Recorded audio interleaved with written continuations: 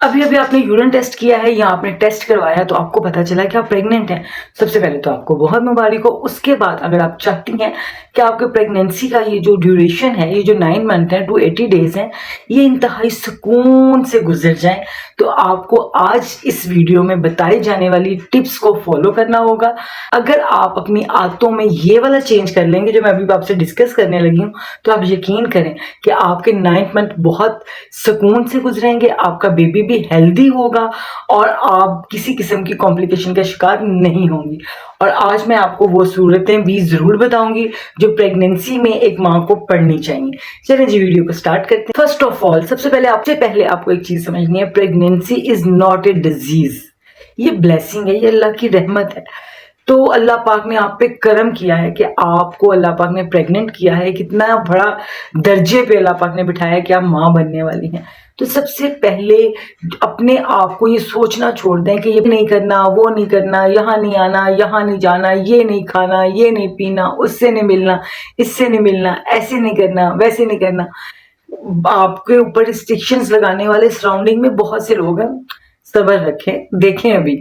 लिहाजा आपने खुद पे जो है वो अपनी रिस्ट्रिक्शन नहीं लगानी, आपने खुद अपना ख्याल रखना है, आपने खुद अपने आप को प्यार करना है, आपने खुद अपने आप को पैम्पर करना है, आपने खुद अपने आप की केयर करनी है।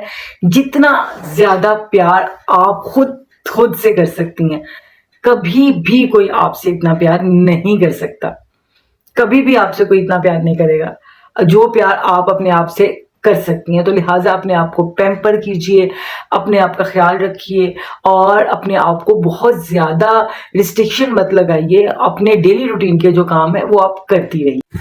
और नंबर 2 पे जो पॉइंट है वो ये है कि आप अल्लाह पाक की शुक्रगुजार बंदी बन जाए। पूरे अभी से लेके एंड ऑफ द 9 मंथ, बल्कि बेबी के डिलीवर होने तक, बल्कि सारी जिंदगी शुक्र अदा करना चाहिए। लेकिन अपने रवैये में अपने अल्लाह ताला का शुक्र अदा करें कि अल्लाह ताला तेरा लाख लाख शुक्र है कि तूने मुझे इतनी बड़ी नेमत से नवाजा कि मुझे माँ बना दिया है। लाखों हजारों करोड़ों लोग हैं जो बहुत सी कोशिशों और बहुत सी दुआओं के बावजूद भी अल्लाह पाक ने उनके लिए माँ बाप बनना लिखा नहीं है। या अल्लाह तेरा शुक्र है कि तूने मुझे माँ बनाने के, और आगे भी अल्लाह ताला से दुआ करते रहे कि अल्लाह ताला तेरी मदद से मेरी मदद फरमा के ये जो 9 मंथ है ये पीरियड सुकून से गुजर जाए। तो फर्स्ट पॉइंट ये है कि खुद को पैम्पर कीजिए। सेकंड पॉइंट ये है कि अपना अल्लाह ताला के शुक्रगुजार बंदे बन जाए। आप पहली दफा माँ बन रही हैं तो ये आपके लिए बहुत ही इंजॉय वाला पीरियड है, इसको एंजॉय कीजिए, इसके हर मूवमेंट को एंजॉय कीजिए। हमल का ठहरना, वॉमिटिंग का आना, थोड़े थोड़े से फलों का एंजॉय करना, जूस को पीना, सब ट्राइमेस्टर्स को एंजॉय करना। फिर उसके बाद बेबी का मूवमेंट स्टार्ट हो जाएगी, उसका किक करना, उसका हिलना, उसको एंजॉय कीजिए। इन छोटी छोटी खुशियों को देखिए, सोचिए। सबसे पहले आपने क्या करना है कि इन 9 महीने के अंदर आपने अपनी नींद पूरी रखनी है। आमतौर पे 8 घंटे की नींद काफी होती है, लेकिन एक प्रेग्नेंट औरत हो, एक हामला औरत को कम से कम 10 से 12 घंटे तो सोना चाहिए।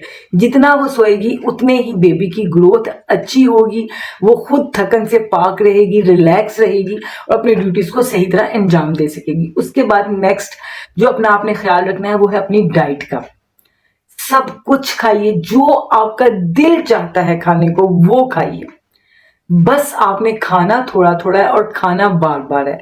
कुछ भी मैं आपको बिल्कुल नहीं रोकूंगी, सब कुछ खाइए। फ्रेश फ्रूट्स खाइए, फ्रूट्स पसंद, अपनी पसंद का खाना खाइए। बस जंक फूड्स ना हो, स्पाइसी ना हो, क्योंकि आपको पता है उससे आपको स्टमक इशू हो सकते हैं और बेबी की ग्रोथ पे भी फर्क पड़ सकता है। तो सब कुछ खाइए, हलाल खाइए, थोड़ा थोड़ा खाइए, बार बार खाइए और खुश होके खाइए। वो आपको भी लगेगा और आपके बेबी को भी लगेगा। उसके बाद एक बहुत अच्छी थेरेपी है, आपकी माइंड थेरेपी भी है, मेडिटेशंस भी है। वो ये है कि आपने चढ़ते सूरज को देखना है, यानी कि जिस वक्त सनराइज हो रहा होता है ना, बहुत ही प्यारा सा, ये बहुत ही सुकून वाला लम्हा होता है जो आपके दिमाग को बहुत सुकून देता है। तो कोशिश करें, डेली करना मुश्किल है तो आप वीक में 1 टाइम, वो टाइम, थोड़ा सा टाइम सूरज के साथ गुजारें। वो मंजर, वो खूबसूरत सा मंजर जिसमें सूरज निकल रहा होता है, कहाँ वो लाइट सा येलो येलो सा फिर ऐसे फैलता फैलता बड़ा हो जाता है, तो वो आपके लिए, आपके फिटनेस के लिए बहुत अच्छा है। उसके बाद आप ग्रीनरी को देखिए। अगर आपके पास अपना कोई ग्रीनरी का कोई नहीं है तो आप अपनी सोसाइटी में निकल जाइए, ऐसी जगह पे जाइए, थोड़ी देर वॉक कीजिए, थोड़ी देर ग्रीनरी को देखिए, थोड़ी देर ग्रीनरी को देखिए। और अगर आपको ग्रास अवेलेबल है, यानी कि घास है, तो नंगे पाँव थोड़ी देर घास पे फिरिए, घास को थोड़ा सा देखिए, घास के ऊपर बैठ जाइए, थोड़ा सा टाइम अपने साथ स्पेंड कीजिए। तो ये बहुत आपके दिमाग को सुकून देगा, आपको रिलैक्स करेगा, और बेबी भी आपके अंदर एक रिलैक्स बॉडी के अंदर रिलैक्स तरीके से ग्रोथ करेगा। और जब आपका सेकंड ट्राइमेस्टर शुरू हो जाए, यानी कि आपका 5th month 6th month start हो जाए, तो आप अपने बच्चे से बातें करना शुरू करें, क्योंकि उस वक्त बच्चा सुनने लग जाता है, समझने लग जाता है। इवन कि अगर आपको लोरी भी अपने बड़े बच्चे को सुना रही होंगी, और अगर आपके पेट में भी 6 से 7 माह का बच्चा है, तो जब वो पैदा होगा तो दोबारा से वो लोरी सुनेगा, उसको पता चल जाएगा कि हाँ, ये तो मैंने लोरी सुनी हुई है। सेम इसी तरह जो कुरान पाक की हाफिजा होती हैं, या जो कुरान पाक की तिलावत को ऊंची आवाज में तिलावत करती हैं, तो बच्चा सिमिलियर होता है उस आवाज से जब वो पैदा होने के बाद कुरान पाक की तिलावत को सुनता है। तो ये आप अपने अंदर चेंज लेके आना, आपने अपनी सारी अच्छी अच्छी गुड गुड बातें, ये नहीं कि उसकी बुराइयां उसकी बुराइयां, देख तेरी चाची ने क्या कर दिया, देख तेरी ताई ने क्या कर दिया, देख तेरे अब्बे ने क्या कर दिया, देख तेरी फुफ्फो ने क्या कर दिया, देख तेरी खाला ने क्या कर दिया, देख तेरा मामा कैसा निकला। बुराइयां नहीं करनी, उसके अंदर अभी से चुगलियों की आदत नहीं आपने डाली, उसके साथ आपने अच्छे तरीके से अच्छी अच्छी बातें करनी है, उसके साथ बातें करें, वो सुनेगा, उसके साथ टाइम स्पेंड करें, वो फील करेगा, खुश रहें, वो भी खुशी से ग्रोथ करे। साथ अपनी आपकी जो भी आप जिस भी मजहब से ताल्लुक रखते हैं, इबादत कीजिए। अगर आप मुस्लिम हैं तो अपने कुरान पाक पढ़िए, नमाज पढ़िए। अगर आप क्रिश्चियन हैं तो अपनी बाइबल को पढ़िए। और अगर आप किसी और मजहब से ताल्लुक रखते हैं तो जो भी आपकी रिलीजन को कीजिए, उसको करने से आपको तो सुकून मिलेगा ही मिलेगा, आपके बेबी को भी सुकून मिलेगा। इसीलिए आपने सुना होगा कि कहा जाता है कि सूरत मोहम्मद की ज़्यादा से ज़्यादा तिलावत करनी चाहिए। सूरत मोहम्मद की तिलावत करने से बेबी की ग्रोथ अच्छी होती है। सूरत मरीम की तिलावत करनी चाहिए, इससे जो आपके डिलीवरी का टाइम है उसमें आसानी रहती है।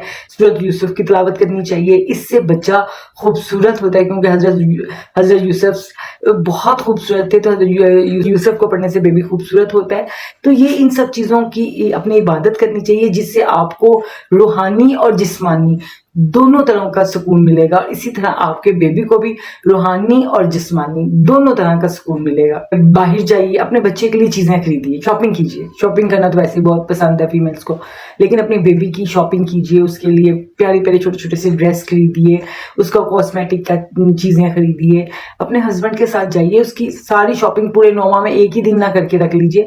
लास्ट डे में पता है आपके लिए वॉक करना बहुत जरूरी है। वॉक वो तो मैं आपको शुरू से ही कहूंगी कि फर्स्ट डे से लेकर लास्ट डे तक आप अपनी रूटीन बना लें कि आपने 40-50 मिनट्स वॉक करनी है, लेकिन थकाना नहीं है। तो आप जब थक जाएं, 10 मिनट की वॉक करके थक गए तो बैठ जाएं, अपने आप को थकाना नहीं है। आपने वॉक कीजिए, साथ अपने बेबी के लिए चीजें खरीद के लाइए, उन चीजों को देख देख के खुश होइए। वो खुशी जो होती है ना, वो अलग तरह की होती है। दूसरा, बस एक बात कहूंगी लास्ट में, कि अगर आप नेट पे सर्च करेंगे तो आपको बहुत ज्यादा डॉक्टर्स मिलेंगे। उसके बाद आपके घर में भी मुफ्त के डॉक्टर हैं, आपके तमाम रिलेटिव्स मुफ्त के डॉक्टर हैं। वो आपको कहेंगे ये ना करो, ये करो, ये ना खाओ, ये खाओ। तो आप जो भी इंफॉर्मेशन जिस पे आप अमल करें, किसी अथेंटिक इंफॉर्मेशन के ऊपर अमल करें। अपनी गायनाकोलॉजिस्ट, जो आपका डे फर्स्ट से आपकी गायनाकोलॉजिस्ट है, उसके पास जाइए और उससे अपनी तमाम छोटी से छोटी और बड़ी से बड़ी सिम्टम शेयर कीजिए। जो गाइडलाइन वो आपको देगी, बस आपने उसी को फॉलो अप रखना है। आपने इधर उधर के डॉक्टर्स को इग्नोर करना है। और ये जो महीने, ये जो साल है आपकी जिंदगी में, फर्ज कर लीजिए कि आपने 2 बच्चे पैदा करने हैं, या चले फर्ज कर लें ज्यादा आपने 4 बच्चे पैदा करने हैं, तो ज्यादा से ज्यादा 36 मंथ बनते हैं, 36 महीने बनते हैं आपकी पूरी लाइफ में, जो आपने प्रेगनेंसी में गुजारनी। कहाँ आपने सारी जिंदगी प्रेग्नेंट ही होना है। तो इन 36 जो आपके प्रेगनेंसी के होंगे, 36 अप्रोक्सीमेटली, चले हम 280 दिन है, इनको भरपूर तरीके से जी के गुजारिए, इबादत करके गुजारिए। और सबसे अहम बात जो मैं लास्ट में बताने लगी हूँ, वो ये है कि दुआ कीजिए। इस हालत में दुआएं कबूल होती हैं, मेरा पर्सनल एक्सपीरियंस है। मैं तो हर दफा प्रेग्नेंट ही सिर्फ दुआएं मांगने के लिए होती थी, इतनी दुआएं मांगती थी कि वो मुझे लगता था कि बस मेरी जिंदगी को सुकून आ गया। तो आप अपने लिए दुआ मांगिए, अपने घर वालों के लिए, अपनी पूरी जिंदगी के लिए, अपने बच्चों के लिए, बच्चों के मुस्तकबिल के लिए, आगे उनके बच्चों के लिए जितनी दुआएं कर सकती हैं वो इन्हीं दिनों में कर लीजिए। आपकी दुआएं जरूर कबूल होंगी। तो आई होप सो ये इन्फॉर्मेशन आपके लिए बेनिफिशियल होगी। अल्लाह पाक आपको तंदुरुस्त, जिंदा, सलामत, खूबसूरत सा बच्चा अता फरमाए और आपको और उस बच्चे को आपकी आंखों की ठंडक बनाए और आपको उसकी खुशियां देखना नसीब करे। अल्लाह हाफिज। पाकिस्तान जिंदाबाद।